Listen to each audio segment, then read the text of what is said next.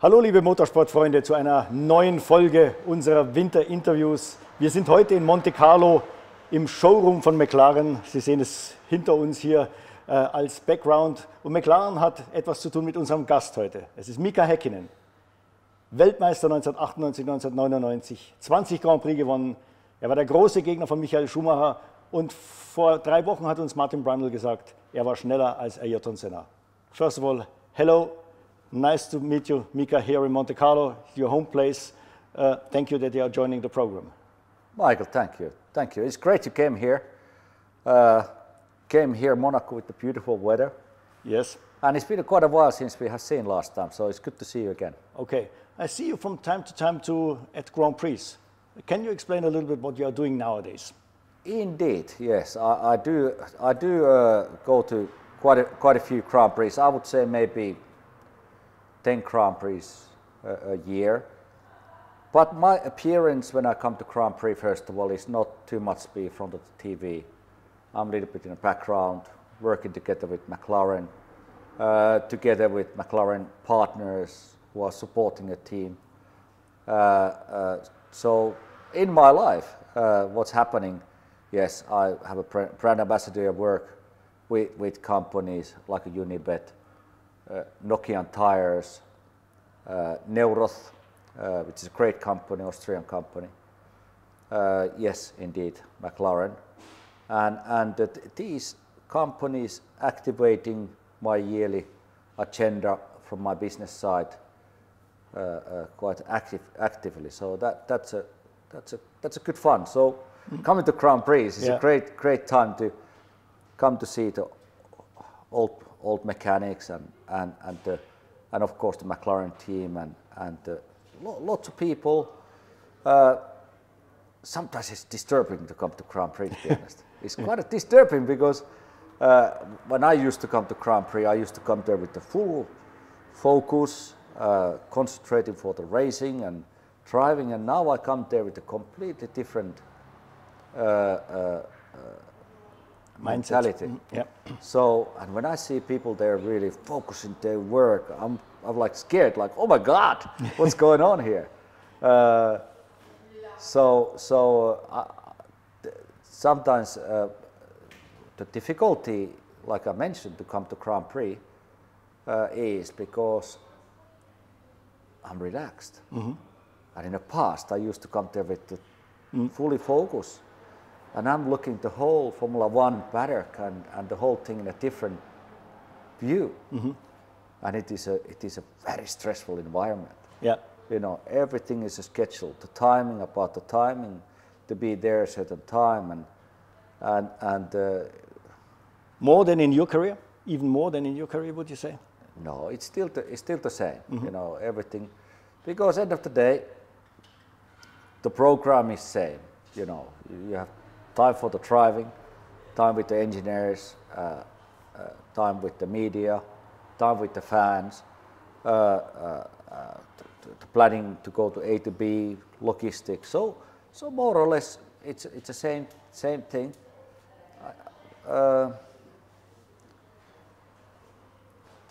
There is what I have seen has changed.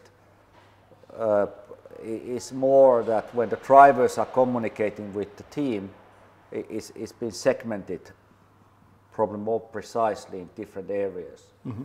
You know, we used to have a meeting with the engine people, with the chassis people, with the aerodynamic people, and general outcome. Now, when I've been a part of the McLaren technical meetings, it's more details, more focusing, more areas of the car. And there's more people involved. So when there's more people involved, it requires more time. Yeah. So that I found it more challenging, I think, and what takes more time from the driver's example. Mm-hmm. One other thing you told me, you're involved in a project, a hotel at the North Pole. You have to explain what's that about. Yeah. Well, I'm smiling because it's a good thing. Mm-hmm. It's a very fascinating thing.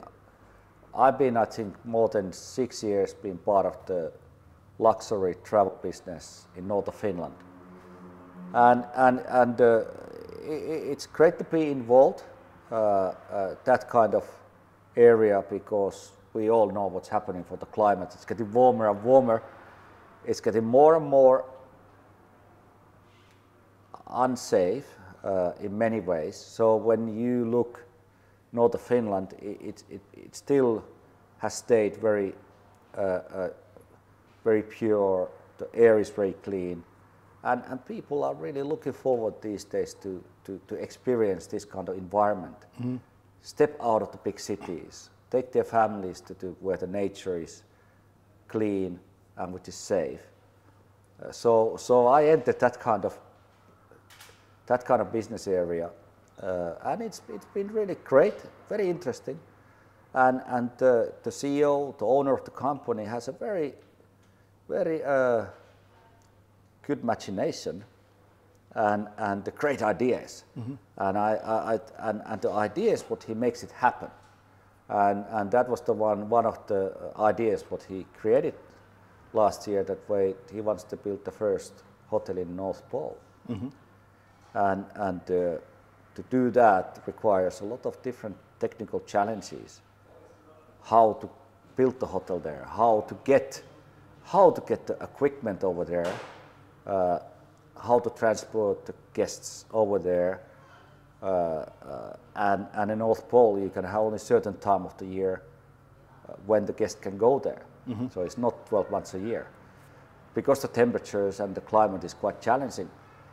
But the fascinating thing, in my opinion, about that is because the people who are going there, they really experiencing the climate change. So when they leave from there, they will bring something with them. They will understand that way, when we come back to normal life, they remember always like, oh, this is really happening. So they have a message. So I think that's a good thing. And I think whatever you have in your life, if there is a story behind, it's very important. It's much more fascinating. But this kind of thing, they have in a Hotel North Pole, has a story. Very serious story, which everybody talks about it. Let's come to racing now, Mika, because people know you obviously from that. And when you started in Formula 3, you met already a guy called Michael Schumacher. I think there was this famous race in Macau. Did you realize already at that time, we two, you and Michael, we will be maybe 4 or 5 years later the big rivals in Formula 1 on top level? Well, I did recognize Michael's talent already much before the Macau Grand Prix 1990. Okay. I did recognize his performance. I recognize his commitment, his talent of driving. So I realized that way this guy he's serious. For him, when I recognized him already doing go-karts, for him it was not only a sport. For him it was much more than a sport. And was it a passion? But even this passion was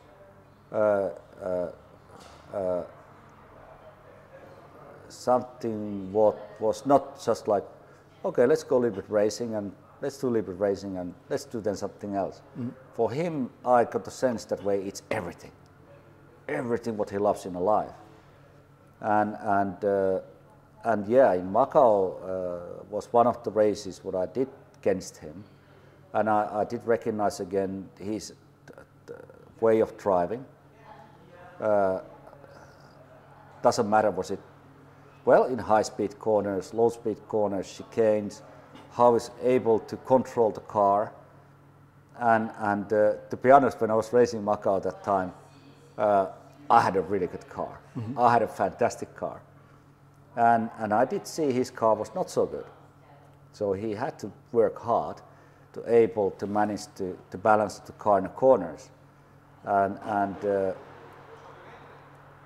it was just interesting. And it just made me more confident that doesn't matter what car you give to this guy, he can go quick. And even if you don't give him a good car, he will make sure the team will build this car to be good. So I knew already that time he's going to be a kicking ass competitor. You described, Michael, that motor racing was Yeah. everything for him. Yeah? Was it the same for you at that age? Oh yeah. It was. So you were similar in that? Yeah, it was. It was, of course, everything. But I think I was a bit more relaxed. I felt that way. But it's difficult to say 100%, but I did feel a bit more relaxed. But definitely when I was driving, I was not relaxed. But I maybe changed a little bit subject. I think Macau was a good example because the circuit over there is a very, very technical, very complicated racetrack. First of all, it's like 7 or 8 kilometers long, the whole track. It's incredible. The track design keeps all the complicated things what the racing driver can experience, plus what the car itself can experience. So following Michael in that racetrack was fascinating. To looking the lines, what he was taking, why he was doing that, why he was doing this. You know, when you are a racing driver, it's constant learning. You know, when you're driving alone, yes, you can learn. Oh, I made a mistake. Next time I learn that. Let's do adjustments to the car, which fits my driving style. And but when you follow somebody, somebody has a different driving style. So it's fascinating to look his driving style, how he was going high-speed corner, how he's going to low-speed corners, why he was turning aggressively there, and that corner he was not turning aggressive. Why was doing that? And, so maybe something what I haven't talked about before is it was fascinating to follow Michael because I learned all the time much more than the other drivers. You started your F1 career then at Lotus. Lotus was at the time not anymore the best team, let's say it like this. Yeah, but unfortunately, yeah. you took the drive because you wanted to drive something, or? Well, sometimes these opportunities, when they come, you have to take it. Even it requires some risk. But I think what was in my case, to go into Lotus, it was very clear that when I did finish, when I was doing my Formula 3 career, Formula 3 was that time, even today, it's a really highly respected motor racing category. The time when I was racing there was a really high quality drivers racing there. So me to move from there to Formula 1, one sense was very logical because that time, after Formula 3, came the category called Formula 3000, which was not so, the cars weren't that good. Everybody had the same brand, more or less. Teams had quite a big differences in terms of performance. And the risk to go into 3000, it was also financially very expensive. That way, if you failed there in first year, to find the budget for the second year and to get the success was a big risk. Yep. So it was rather to take a risk to go straight to Formula 1, show your potential there, and then it works out. Lotus was available because they had quite a dramatic situations just year before I joined to Lotus. So it was a great opportunity for me to go there and to show my potential. So it was the right move. Then you did another move, not knowing when you went to McLaren whether you can drive or not, or did you have a guarantee that at least you will drive a few races, because there was Senna and there was Michael Andretti who had contracts. So did you know when you started the season that you will have a Grand Prix that year, or was that a risk to take? Well, that was a bit of nightmare, the whole thing. Nightmare because I was really underestimating myself, what I'm going to feel if I become a test driver for 93. So what was happening end of the 92, early 93, that when I did sign the contract with the team McLaren, McLaren has signed Michael Andretti, guaranteed race in '93, and then Ayrton Senna, driver who has not signed a contract. But if the McLaren can impress him, because he was that time 3 times world champion, if they can impress him with the technical side, with the car and the performance, he will then maybe sign with the team. That way I become a test driver. And I thought, Ayrton, I don't think he's going to come back. I don't think he's going to come back. So, but he did. And why I think he doesn't come back, because I was impressing the McLaren team with my performance. That way they don't even need Ayrton Senna there. Yeah. but it's not. But of course, Formula One world is not only about how quick you are. Of course, Ayrton has a massive marketing value. 3 times world champion. The companies, of course, are happy to support McLaren team when they have a driver like Ayrton Senna. So the McLaren team knew his performance. Of course, he's quick, and the car in '93 wasn't actually so bad. So he did the good times in the testing. I did some good times in the testing, and I think Ayrton decided to continue with McLaren '93. Was it the money? Was it because he felt great with the car? Was it like, I don't want to give this young Finn chance to race with this car? I don't know what it was. I think it was a combination of many, many complicated things. Anyway, I became a test driver, and it really hit me. It really hit me, and I thought I'm gonna take this risk when I signed the contract. I thought, if I come test driver, so what? I do testing and I keep improving and impressing a team that will one day have to take me for racing. But it really hit me. Okay. It really hurt me. But then Michael Andretti left, and you had the chance. You came in, Estoril was your debut in the McLaren, and you straight were beating Ayrton in qualifying. How was that? How did Ayrton react? Well, it was a great weekend.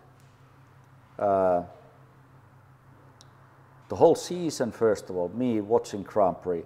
If I wasn't in a Grand Prix itself, when I was watching a TV, it was incredible. I mean, I was looking at it. I said, okay, Williams is really making a gain in every corner, half a tenth or 1/10.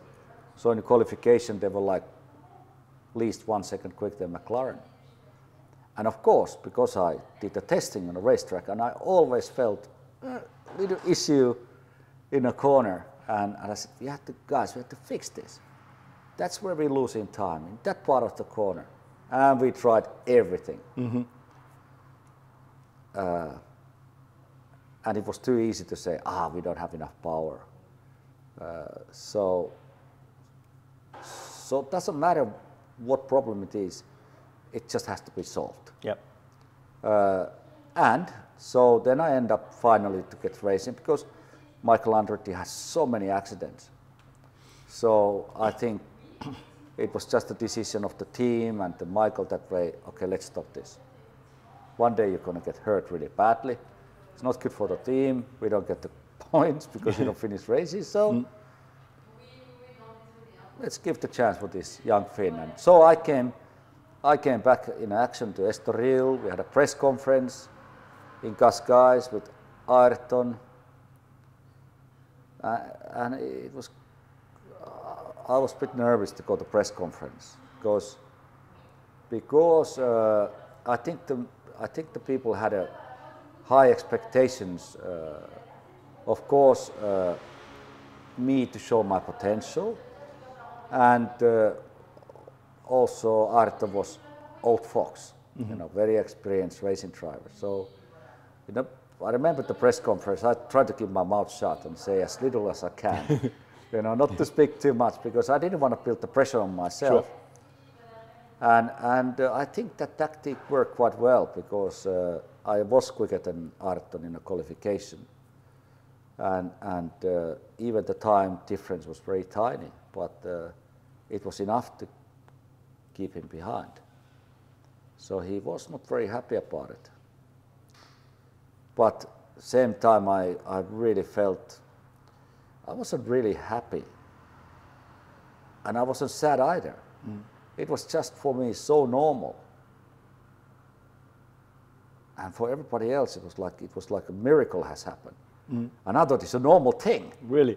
I mean, it was the big Senna. Everybody thought he's the God, so, more or less. Yeah. So it's not question I am an arrogant person or it's just some kind of self-confidence is so huge that way you keep it normal. And it worked really well. But then in the next two races he raised up his game a little bit in Japan and Adelaide. He realized. We went to Japan indeed,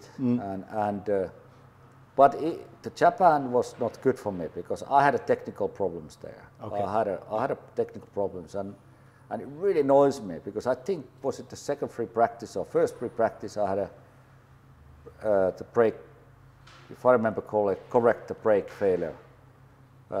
Because we had this automatic balance system on the brakes. It was changing the balance under braking, and so it just failed.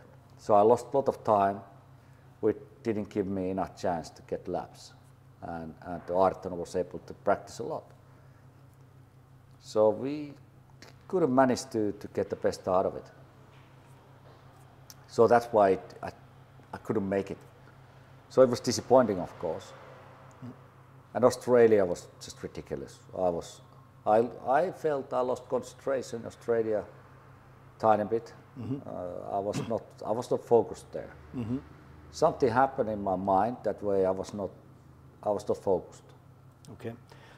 Then came 3 years with McLaren, where McLaren was really struggling. I mean, 94, 95, 96, no wins. The cars were not the best. They had also Peugeot engine was always blowing up. Yeah. How tough was it for you these 3 years, seeing nothing is moving forward, really? Yes, of course it's difficult, because time like this at the winter, well, the teams are really making very precise calculated numbers, doing a lot of testing wind tunnel, creating new parts, and the team is very confident we are going to be better. We are going to be quicker. And when you take the car to the racetrack first time and you go out there and say, oh my God, what's happening? Stop turning. Or back end goes here. I said, shit. So of course it's disappointing, really disappointing. And those years were challenging. And again, it was a huge exercise of learning discipline. Not to be like a little boy and jump up and down and say, oh, nothing works, I don't like this, nothing works. No, you need to really create a huge discipline with yourself to concentrate for the problems, very collective and cool, to raise your quality of your explanation for the engineers, what you experience at the racetrack, to study data more carefully, what's happening with the engineers, to finding a problem. But it did come to clear to me after a couple of years that some reason, some teams, the cars are working better. And it's not the question about the quality of the material, it was quality of the people. No, not the quality of the people, but knowledge of the people, what they have, and talent what they have. And I felt that the McLaren had the best driver in the world. So that should be okay. The problem is the car. It was very challenging for me and for the management, of course, for Keke Rosberg, to convince all the time the team, and of course the media who's writing, to the fans, and the public who following the Formula One to understand what is going on. Is not Mika good enough, or is the cars having a problem? Because I cannot step out front of everybody who never has won in a Grand Prix and to say our people are not good. The car is a shitbox. Yeah. No, you need to be a little bit more diplomatic, otherwise I demotivate the people inside in a factory. So I have to really struggling to find, and I think it's a mentality of also that way I found it to put this type of aggressive thing. I don't think it would move us any forward. So internally in the team we did recognize that way we need more knowledge in certain aspects in a car, and then finally we start having help like a Mercedes engine. We start having a great aerodynamic designer like Adrian Newey joining our team, and the results slowly start coming. Yep. In the middle of all of that, these hard years, you had your bad accident in Adelaide. Was there ever a moment of thinking, I'm going to retire? For sure. Yep. There was a one particular situation. I think it was Silverstone Grand Prix. What year it was? I don't. Must have been after the accident and all. Could it be? It could have been after the accident when I was leaving from the racetrack and I was sitting in a car. Traffic jam, I think somewhere M1 or M25. I think I cannot handle this anymore. Yeah. I had to stop. I go crazy. Because I think it again maybe situation. I was running quite a good position on track and engine brakes or something. It could have been 97 then. I think the engine broke. You were running second or first even. Yeah, very good shape. You are very good. It could have been that time. Yep. And then I look in 91, 92, 93, 94, accident 95, 96. And 7 years already, and then leading a Grand Prix and engine explodes or something. So it started to be so difficult anymore to handle it. That way you have emotion inside, that's it. I don't give a shit anymore if I win or lose. Yep. But psychologically it's too much to take. You know, even the whole frustration, the whole team is frustrated. It's not just me, but end of the day, the driver is the person who goes front of the media and tells the people what's happening, why the things are not working out, why you're not finishing Grand Prix, why you're not winning. And when you keep talking this 7 years, this plus minus same story, it started to be difficult to continue. You know, you found, you know, it's like start writing some kind of Harry Potter book. You know? And then again, engine exploded in Austria, leading the race. Engine exploded on the Nürburgring, leading the race. Yeah. Finally, you won your first race in Jerez. Did you feel a little bit compensated for that? Because obviously Jacques Villeneuve was giving the McLaren the victories because for him it was only important becoming third. You know. Of course, winning Jerez in '97, winning a race. Well, I know it was given to me. It was not pure getting a pole position, fighting in the race, getting a victory. It was more or less giving. That's what I felt. First situation with David and then with Villeneuve, you know. So I felt that it was given. So standing on the podium and said, "Oh God damn it! Okay, I won a Grand Prix, brilliant." Yeah, great celebration. But then what changed the whole thing was it went 1 day, 2 days after Grand Prix, 3 days. I told them the second day, there's no testing coming. There's no Grand Prix coming. I'm going to be a winner whole winter. Yeah. I'm going to be a winner for many months. Yeah. So I had time to really to observe this winning feeling.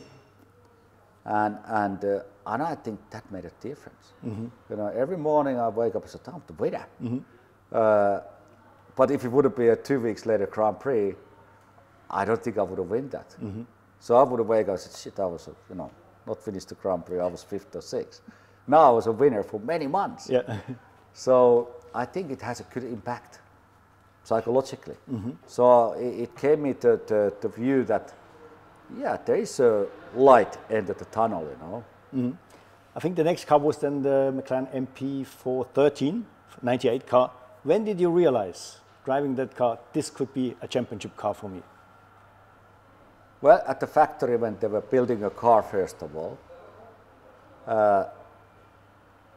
the car itself looked more aggressive. So the previous cars what we had, they're very smooth, nice design, and just very nice. So to go to 98 car, it was more aggressive. Some way aggressive in terms of, wow, in terms of that when the car is performing, the car has much more aggressive look. Yep. Does it mean something? Well, it just looked different first of all, but you can imagine when you are testing car in a wind tunnel and everything's very smooth, you know, it doesn't generate nothing if it's too smooth. So you need to have an aggressive, something with influence in the whole package. So when the Adrian designed that car, every single aggressive design what the car has a meaning for the overall downforce. So well, that was a good thing, of course. But what matters is when you take the car to the racetrack, and when we took the car to the racetrack, I think we had quite a lot of fuel, 80 kilos or something, really a lot of fuel. And starting a Mercedes engine, everything looks good. Putting a first gear, going out of the garage, immediately from the steering load, you felt that, what's going on here? You know, this, you know, it's not anymore like, okay, you felt like, you know, when I'm trying a pit lane, I gotta have a downforce on a pit lane when I go 80 kilometers per hour. Yeah. But it already felt like I have a load. And this load means that way I have a grip. So when I went to the racetrack to the first corner, I said, oh my God. It was one sense very scary because it put you in a motion that way. Now I can finally use my talent of optimizing the lap time, the braking point, to entering the corner accelerator. Now I can optimize everything what I know, what I have learned. Not that way I have to optimize everything what I have learned so far to try to fix what the car has some kind of problem. Now I can just put it on the edge. And it happened in the very first corner. In a pit lane already, in the first corner, that's it. And next moment only what the team is telling me in the radio is, Mika, slow down. Don't go so quick. I mean, the season then, in the end, there was supposed to be a showdown between you and Michael in Suzuka, but he had to go back, I think, because he stole the engine on the grid. He started from the back. Did you know already at that moment, that's my race. I don't have to care about him anymore. That's my championship. Well, the Ron Dennis that time did not let me to go to that kind of mode. Yeah. You know, so he was pushing me all the time to stay concentrated and focused, because he's been there, done that. He's been winning a world championship many times, so he knew exactly what's happening and what the drivers are feeling, what the mechanics are feeling. So he was just killing the think about too much the future, because we don't know what's going to have a future. First we have to do the job what we are there in that moment, which is on the starting grid. So we have to focus on that moment, and every mechanic, you know, including driver, has to stay focused and calm and collective all the time. So somewhere there, you know, of course there's a little devil coming that, oh, you're world champion. But you know, but you don't let that to happen. You keep focusing all the time that moment. So, so when, of course, when the race happens, you get the lead. Automatically, you just maintain your rhythm of the driving, That way you take care of the brakes, take care of the engine and the gearbox and the tires, and you just try to get the distance for the driver step by step, not too much, not too little, and to pay attention for the radio. That way, if there's oil on the track or some corners, yellow flags and debris on the circuit, so you keep all the time aware of that. In '99, the battle with Michael continued until he had this accident in Silverstone. And from then on, we all thought, okay, it's now an easy game for Mika, but it turned out to be not so easy. All of a sudden, Eddie Irvine showed up and David had chances to win the championship. Yeah. Even Frentzen was there for a while. Yeah. Yeah. What went wrong then after? I mean, did you feel, okay, Michael, okay, he had this accident, he's not there anymore, it's now easy? That year was very strange.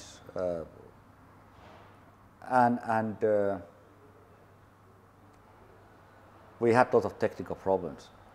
Driving mistakes, technical problems, I think mechanic problems. So we had everything what can go wrong seems to happen. So like I said, the mechanic made a mistake, I made a driving error, technical failures, tire failures. At the same time, the Ferrari is finishing Grand Prix and getting all the points. Yeah. And is it, and of course your mind is thinking, is it because now we're a bit more relaxed? Michael is not there, let's just go to Grand Prix and win it. But it did not happen. So you're thinking that kind of thing, and you start, then the pressure starts coming more and more, and my God, it's only one Grand Prix left, you know, and only a few points difference to Eddie Irvine with Ferrari, and thinking like, wow, I think anything can happen. And again, I had to boost myself in that same level, like, of course, with the Michael year before, with the concentration and focus. That way, everything has to be perfect. More than other Grand Prix, because that's the final of the final. And it worked out. Yeah. Actually, what happened was it did work out in the end, but I do blame a little bit that Ferrari and Eddie Irvine, they made a mistake already Saturday. They had a big accident in a qualification when he went, or practice, when he rolled and damaged the whole car. And I know when you damage the whole car, whatever the mechanics do, the car never gonna be same what you used to race. So I think he never couldn't come back with the same performance. The year after, Michael seemed to run away with the championship. Then you were catching up like crazy. You even overtook him. And then there was this, we have to talk about this famous overtaking in Spa with Zonta in the middle. You still remember it? Yeah, absolutely. And what did you say to Michael afterwards in the Parc Fermé? Because you were discussing it with it him. was a special year. It was a special year indeed. Winning a world championship twice, everything is fantastic. Team is, of course, creating car to be even better. But I don't think inside in a team the harmony was maybe not so high. Everybody was not so super happy inside. I don't know exactly what, but you can sense that, you can feel that.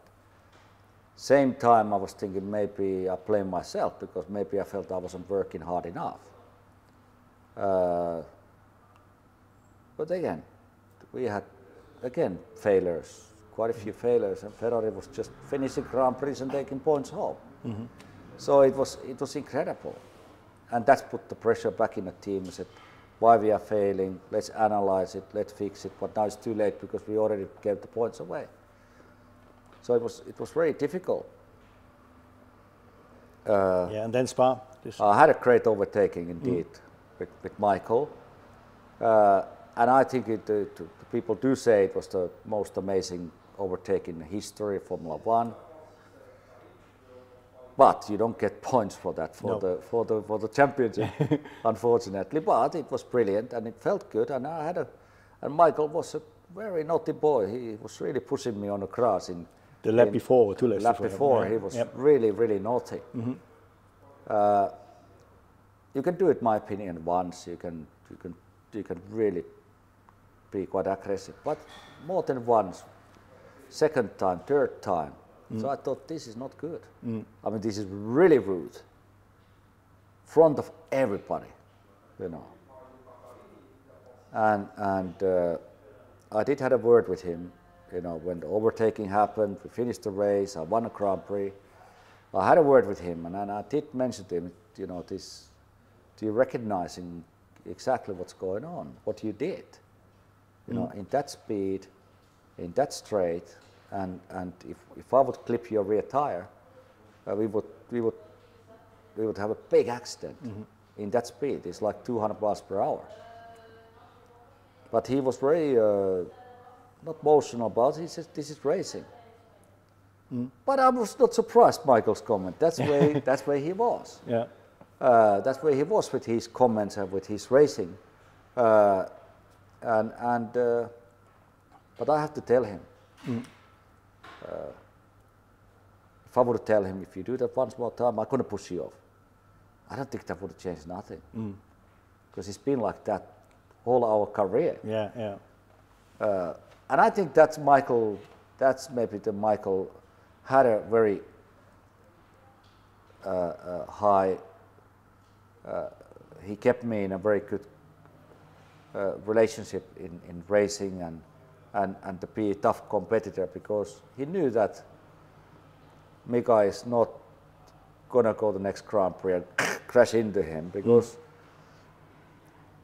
you know, it was because not we your are style, different character. Yeah. We are different character drivers. Yeah. And I know him, he knows me, so fine.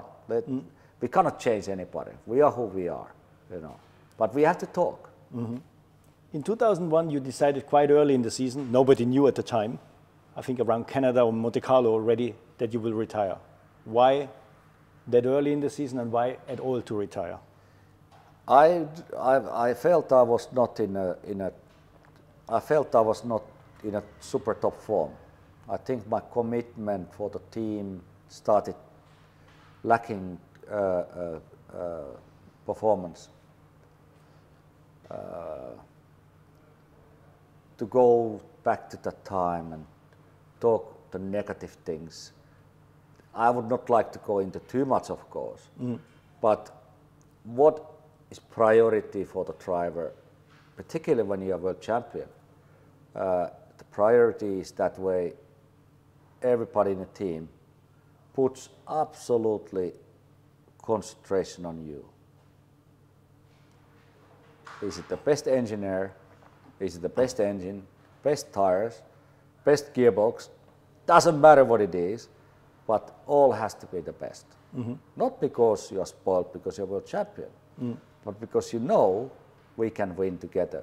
If you give me the best, I will give you the best. Yep. So if there is a little sense that way you don't get the best, so come on.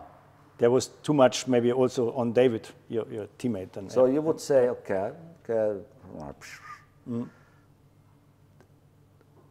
And when you are working with the people who you know for years, there is no point to start fighting. Fighting internally to make them to understand what is right, what is wrong, because people know you. And Formula One is a game, it's a business that there's only one winner. And start giving things, it doesn't work. You know, you have to be, when you are in a team, you have to just be very selfish. You have to use all the tools available. If you have a diamond, don't lose it, keep it. And just hold it very hard and keep it. You know, it doesn't matter what it costs, because only with that you can win. So you felt a little bit they should have concentrated a bit more on your side. I felt that I was not in a good thing, and I don't look, because it's a team, I never want to look that way. It's a team who's not doing it. I'm part of the whole thing. Maybe I start lacking also something motivation or something. So I felt I did the right thing to tell the team that way. Now is the time to stop. There's no point to continue because otherwise, I don't want to. There's hundreds and hundreds and hundreds of people there who wants to win in a team. So I don't want to disappoint them. Okay. So find somebody else. But I think one factor to your decision was also the accident in Melbourne where the suspension broke at the very first race. Yeah, Michael, that's definitely. It just confirmed more my emotions inside that do I want to go back to hospital? Yeah. Do I want to experience the same thing? And I was very fortunate I was able to survive from that. So I don't think second time I would not survive.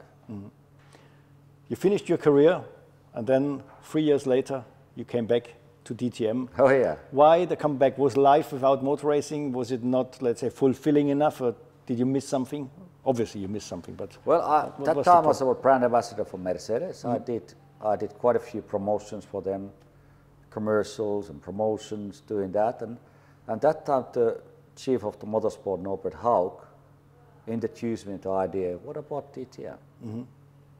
Let's put you in a racing a little bit. There's only, I think that time was 7 or 8 races a year, not too many. I said, okay, this sounds fantastic. You know, let's test the car. And I test the car. And actually I did that already before when I was actively in Formula 1. I did a test with a DTM car for the promotional reasons. And the car was so easy to drive. There was not too much power, very easy to drive. And when I did the test, the same thing, very easy. But then when I entered the DTM, I forgot there's some other drivers too, you know. Very talented young drivers and girls. Yeah. And the challenge came. Challenge came, and it came straight in my face. I said, shit, you know. And I don't know, it was my first year, was my teammate Bernd Schneider, maybe. And many times DTM champion. And it was great to follow his work, how he was doing. Of course, I had these kind of balance problems, and other drivers had the same car. And of course, they're complaining the same things. And I want to change that. But it was not so clear. Because Mika, we cannot change that, because if we change that for you, we have to change for them, because they are still it was a very complicated thing. So I was definitely spoiled. Okay. I was spoiled going to TTM, because in Formula 1, team would react. They would change. They would change the geometry immediately. They would do drawing board, different things. But in TTM, no, that's it. Yeah. You know. So it became more challenging, more difficult. Nevertheless, it was a great experience, beautiful experience, and great to meet other young drivers, and to have a good fun. Coming to the end, did you find it difficult, the transition into a normal life without racing? Definitely difficult. Yeah, it was not easy, because the life is, like I mentioned earlier when we started the interview here. You know, to go to paddock is very programmed system. Yeah. You know, and to come to normal life. But it's more complicated, but not so structured. Yeah. But more, it's fun. It's okay, but it's not easy. I mean, if I'm saying that way, does people recognize me? Of course they recognize me. Go in the street, it's great. I love it. I think it's fantastic. Is it because when you are at the motor racing that way, you're missing the bus? You know, to going flat out in the corners and maximizing the braking, and not really. I don't miss that either, because it's so demanding. It's so demanding. It's mad. And you have to do that frequently, all the time, every week, 3-4 times, to keep yourself on the edge, to able to do that. So common sense and logic says you cannot. Don't miss that, because it's not worth it. But coming to normal life, even your life discipline is different. You know, when you are a Formula One driver, you know, it means your life starts at the early morning, you finish it late in the evening, and it is being a professional racing driver. And it requires everything, your sleeping hours, your nutrition, your sport, communication with the team, every day is same. Doesn't matter, are you at December or January or November or middle of the summer, everything is same. So when you come back out of that kind of world of Formula One, the normal life is more relaxed. And your body adapting that kind of world, you get confused. Mm-hmm. You get confused. Yep. So what the hell, what is going on here? You know, and it requires different disciplines. Yep. To adapt to the normal life. How long did it take for you until you felt, okay, my old life is over and I have this new life? For me, it took quite a few years. Yeah. But it's about it. To be honest, it's even includes the communication with the people. Mm. Because when you're in a paddock, you know, like I said, if you lose 7 years all the time, yeah, you know, you are writing like a Harry Potter book, you know. So it's a communication with the people. You know, constantly you're fighting against the negative. There is no positive. Even you try to find the positive, end of the day is negative. So when you come to normal life, you don't see the sunshine necessarily. Yeah. Even it's there. Yeah. Okay, Mika, that was great to talk to you. I think we could talk for many more hours. Thanks, but we have to stop once at least. Thank you very much. Cheers, man. And ich kann nur sagen, war wieder ein tolles Gespräch mit Mika Häkkinen. Wir kommen zum Ende und wir sehen uns beim nächsten Mal wieder. Servus. Servus.